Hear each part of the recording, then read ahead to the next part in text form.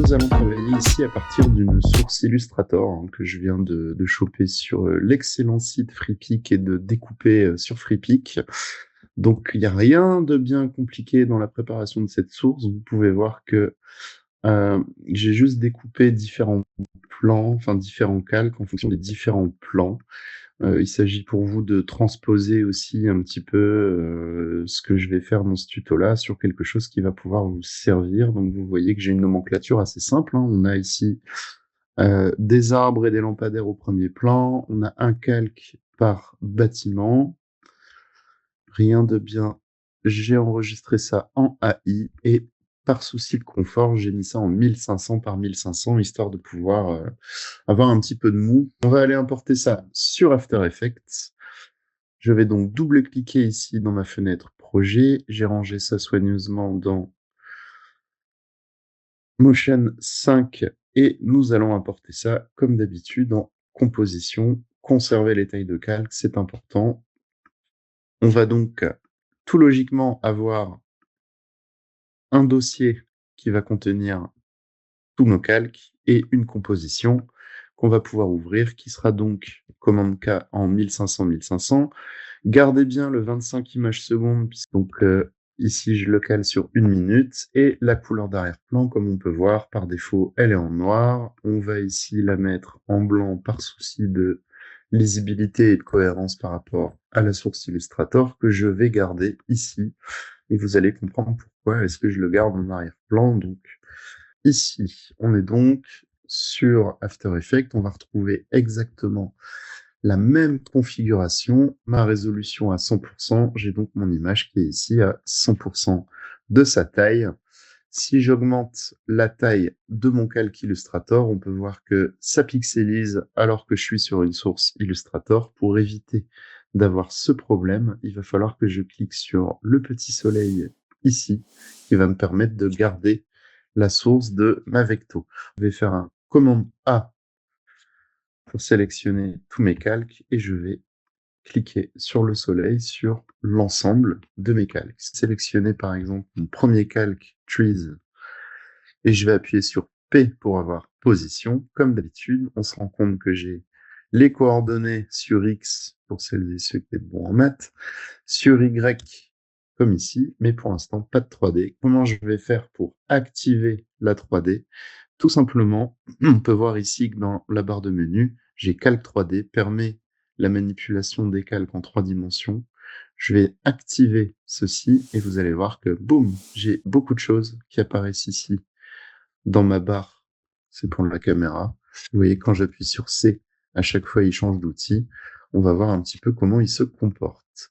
Si je regarde maintenant les éléments dans Trees, on peut voir que j'ai une troisième coordonnée position qui va me donner un axe en 3D sur Z que je vais pouvoir changer et arriver ici à l'avant-plan, ce qui va me permettre également d'avoir la possibilité de faire un turnover en 3D, dans l'autre sens aussi. Donc, à partir de là, à vous d'extrapoler et de voir un petit peu comment vous pouvez organiser vos sources.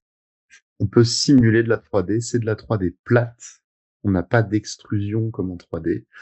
Donc, calmos, hein, on fait juste simple, c'est juste du positionnement et des effets de caméra. On va pas commencer à se casser la tête, à essayer d'intégrer des vrais modèles 3D, ça n'a pas grand intérêt.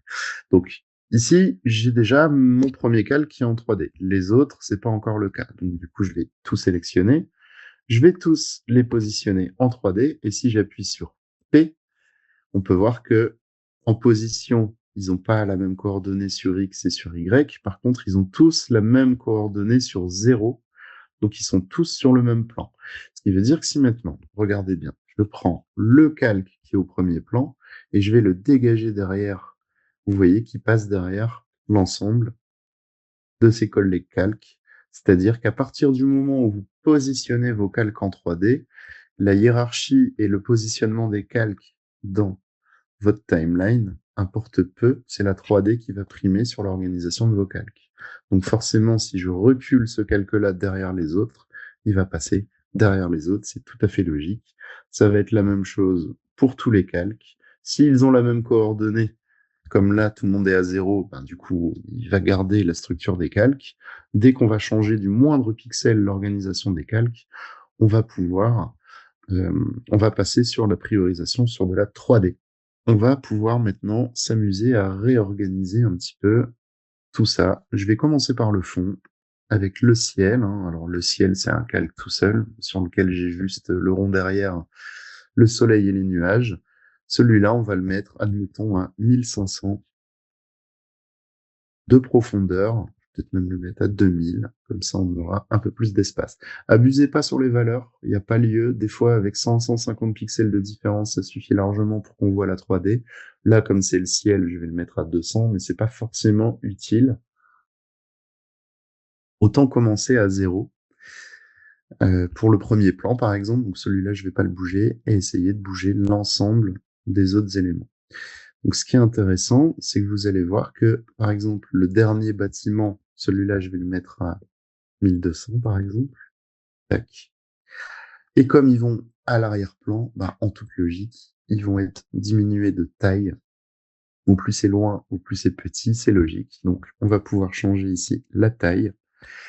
D'où l'intérêt d'avoir la source ouverte à côté pour récupérer la composition. Vous pouvez voir qu'ici, je l'ai remis à peu près à la taille normale, tout petit peu moins. Je vais l'agrandir un petit peu. On est presque à 200% en fait, hein. Je suis à 195%. Et je vais maintenant avoir la possibilité de, au point de départ, et on va avoir ces éléments-là en 3D. On ne les voit pas. Comment on va pouvoir faire pour le voir? Vous voyez qu'ici, j'ai un élément qui s'appelle caméra active. Et pour pouvoir voir un peu mieux ce que je veux faire, je vais changer la caméra active. On peut se mettre devant, gauche, on peut même avoir plusieurs vues. Moi, je me mets tout simplement sur vue personnalisée numéro 1. Et avec cet outil caméra, je vais pouvoir tourner autour et voir un petit peu comment mon plan est composé. Donc, vous voyez clairement les manipulations que j'ai pu faire, hein. Ce bâtiment-là est beaucoup plus grand. Forcément, on va essayer d'être un peu logique par rapport à ça et d'organiser les différents plans pour avoir ce qu'il faut, pour pouvoir naviguer dans l'ensemble de ces éléments 3D, comme dans un logiciel 3D, hein, pour ceux qui ont déjà fait. On va pouvoir naviguer entre ces trois outils. Ici, je vais juste tourner autour de la 3D, et maintenant on va les répartir et essayer d'avoir quelque chose de logique. Donc ici, je vais prendre mon bâtiment 6, comme l'autre, ici, le 7 était à 1200, je vais essayer d'être un peu logique. Donc, je vais le mettre à 1000. On va augmenter la taille, histoire que ce soit un peu cohérent, et on fera la comparaison après. Et j'augmente l'échelle. Donc là, on peut voir que j'ai vraiment une répartition, hein, avec le premier plan, chacun de mes bâtiments. On peut ainsi checker la cohérence. Là, on peut voir que ceux qui sont au premier plan sont beaucoup plus grands. C'est pas très grave. On va voir un petit peu ce que ça donne. En tout cas, on peut vraiment organiser son fichier sur du plan 3D comme on veut. Maintenant que j'ai ça, je vais me remettre en caméra active. Et tout l'intérêt du fichier, c'est de vérifier un petit peu, de réorganiser les éléments entre eux. On peut voir que là, ça se chevauche alors qu'avant, ça se chevauchait pas. On va les mettre proprement au bon endroit. Lui, c'est à peu près ça. Voilà. Et maintenant, vous avez votre élément qui est positionné sur de la 3D exactement comme vous voulez. On va pouvoir voir maintenant comment on va gérer les mouvements de caméra dedans.